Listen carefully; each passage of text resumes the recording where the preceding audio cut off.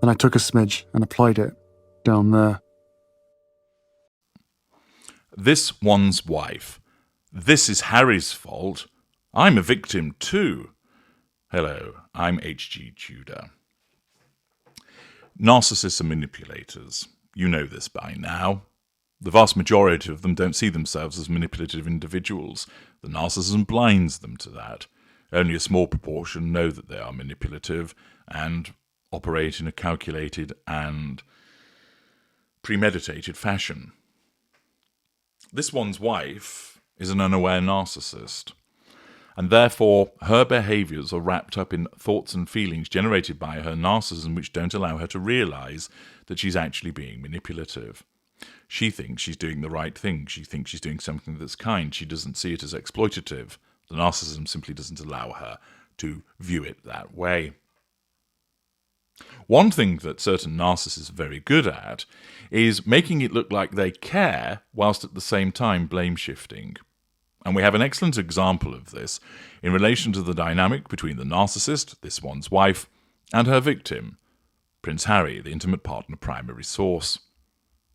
This is as a consequence of an article by Erin Hill and Simon Perry that appears in People.com, ordinarily a supine publication that is supportive of the Sussexes.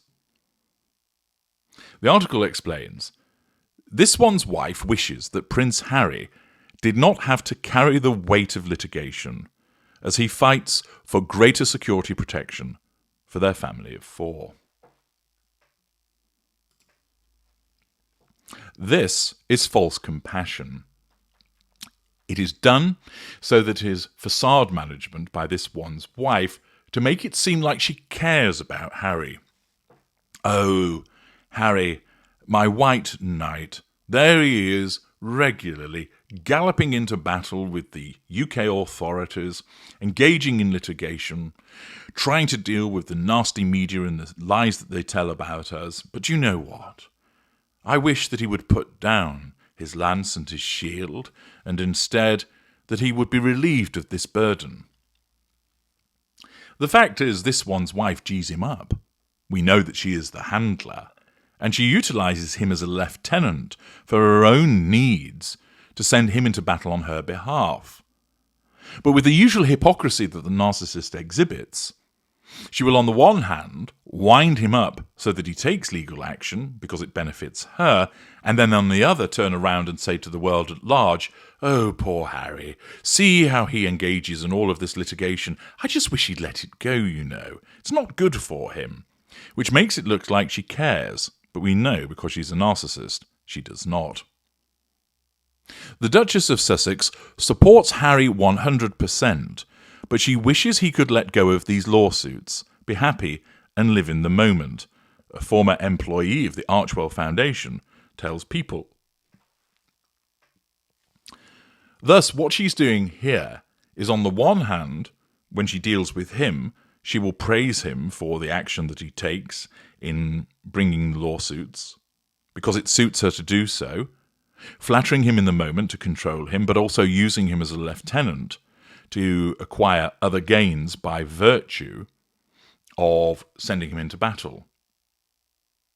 She then, when talking to other people, says, oh, he's burdened by all of this, I just wish he would let it go and he would live in the moment, which makes it look like she cares. It manages her facade, but also what it subtly does is basically say, Harry's the one that's obsessed with the lawsuits, I'm not.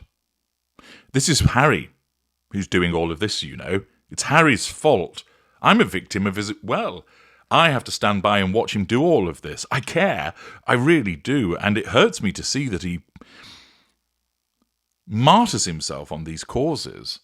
But what can I do? What can I do about it?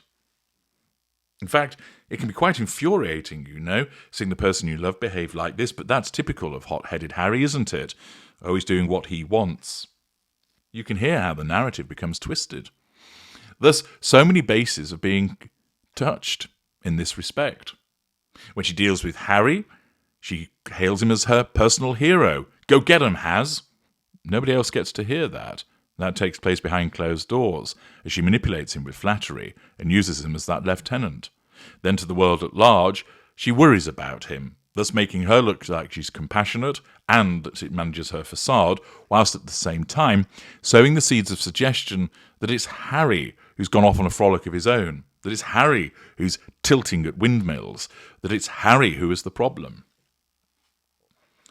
Keep in mind also that at a future point, her narcissism will use instances such as this against Harry when the divorce comes along. It isn't the case that now this one's wife is thinking, I'll make it look like Harry's fault so I can use that later. Her narcissism doesn't operate that way, as I've made very clear. But what it does is, at a future point, it will look back, look into the box of tricks, and think, right, we now need to smear Harry in order to assert control over him and get people on our side to control them also. What have we got that's gone on in the past that we can use in that regard? And thus the narcissism digs up the fact that once upon a time in 2024, this one's wife pointed out that Harry was the one that was effectively obsessed with the lawsuits and he could not let it go. Thus, in 2026, for example, when the divorce proceedings are on foot, she can point to what happened in 2024, bringing up the past, and say, he was obsessive about these lawsuits. He wouldn't let it go. He wouldn't listen to me. That's the personality of the man. And then she brings up his repeated drug taking and brings up that time where he lost his rag with her because she needled him all day and provoked him, but she makes it look like he's the hothead, and so on and so forth. A mid-range narcissist such as this one's wife will repeatedly engage in behaviours throughout the dynamic between her and Harry, which operate in the moment in order, as you know, to get control and to get fuel. When she does those things at the time, her narcissism is simply thinking about what's needed to be done at that point in time.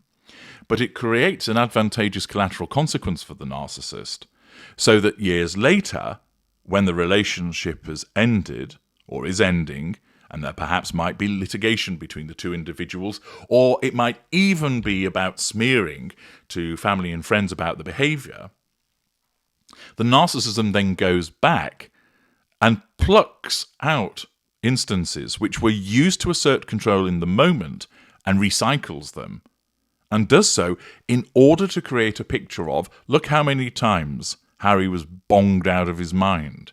And there are pictures and video footage of him slumped around at Monty Shit Show. There's an instance of him shouting and yelling and storming off. All of these instances of the past are brought up. They weren't generated at the time with an eye on divorce proceedings. No, her narcissism doesn't work that way. But her narcissism will use these things that have happened at some future point. And now, with the suggestion that it's Harry who was the one that can't let go of the lawsuits, even though, of course, she's egging him on, mark my words, this will be used against Harry at a future point. The article continues by explaining she wants him to be free of all of this, false compassion, but she also knows that because of everything he's been through and his love for her and their children, he can't. She wants him to live in a world where he is not burdened by this, says a former staffer. False compassion. The Duke of Sussex, 39, has been involved in several legal battles in recent years, but according to multiple well-placed insiders, no issue is more critical to him than security. Stripped of his Metropolitan Police bodyguards in 2020, which of course will dent the Ginger One's narcissistic trait of pride, Harry has been fighting ever since to reinstate police protection for himself and his family. Bear in mind that he does have emotional empathy for his wife and for his children, to the extent that you accept they exist, and therefore he believes that he's doing the right thing by pursuing the authorities to get that security reinstated. Furthermore, the security is a residual benefit to this one's wife. She likes security for three principal reasons. 1, it creates the idea of her being safe. 2, it makes her look important by having security. 3, she doesn't want to pay for it. She wants other people to pay for it, typical of her lack of boundary recognition and sense of entitlement. Accordingly, she will repeatedly complain about the fact that their security in the United Kingdom is not paid for, will needle Harry about it as part of the way that she manipulates him, causing him to want to get it because, one, he believes he's entitled to it because he's always had it, his narcissistic trait of pride, but also he believes that by securing it, it will placate his handler. It's common for the victim of the narcissist to seek to placate the narcissist, that they'll seek to do anything to restore peace. Thus, he continues to fight on, egged on by her, but then she makes it seem as though it's his solo crusade.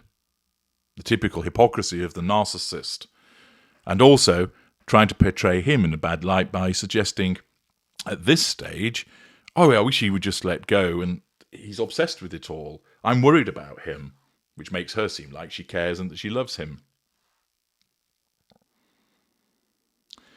Harry's bid to restore his taxpayer-funded security failed earlier this year, but he has plans to appeal. Multiple well-placed insiders in the Duke of Sussex's circle tell People that Harry believes his father has the power to reinstate his security. Buckingham Palace will not comment on security provisions, but a palace source tells People the notion that Harry's security is in Charles's hand is wholly incorrect. Exactly what is stopping Harry from securing the protection he seeks is a matter of bitter contention. Constitutionally, the monarch has no governmental power in the UK, and the power to bestow police protection lies with the Executive Committee for the Protection of Royal and Public Figures, RAVEC, which operates on behalf of the UK government.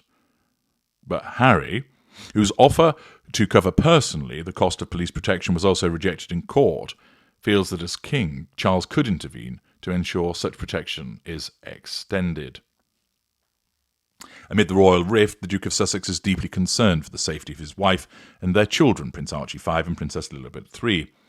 Harry is frightened and feels the only person who can do anything about it is his father, a royal insider tells People.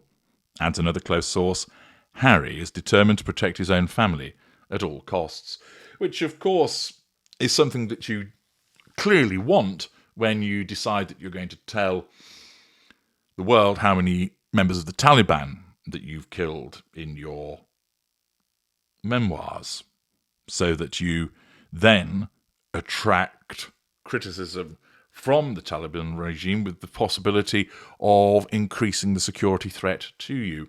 And, of course, you're so concerned about the safety of your wife, you decide that you're going to go on a tour to a country which has notorious civil unrest. I do not doubt that Harry is concerned, but once again, being caught up in the awful shared fantasy with this one's wife and the fact that he's a dimwit, he fails to realise that he does many things which actually contradict his belief in requiring security. But that's to be expected with someone such as he. What we witness here is that this one's wife wants to get the security because it's a residual benefit. It makes her feel important. It makes her feel that she's safe, which links to the issue of control. But she's making it seem like it's Harry who's got the bugbear about all of this. He's the one that's obsessed, and therefore he is the problem. That she's a victim in all of this also, and she simply wants him to let it go, even though she doesn't, because she's saying as such to make herself, as always, it's all about her, make her look good in the eyes of the public. Once again, by understanding how her narcissism functions and operates, you're able to dissect what is reported in articles such as this in People. I'm H.G. Tudor. Thank you for listening.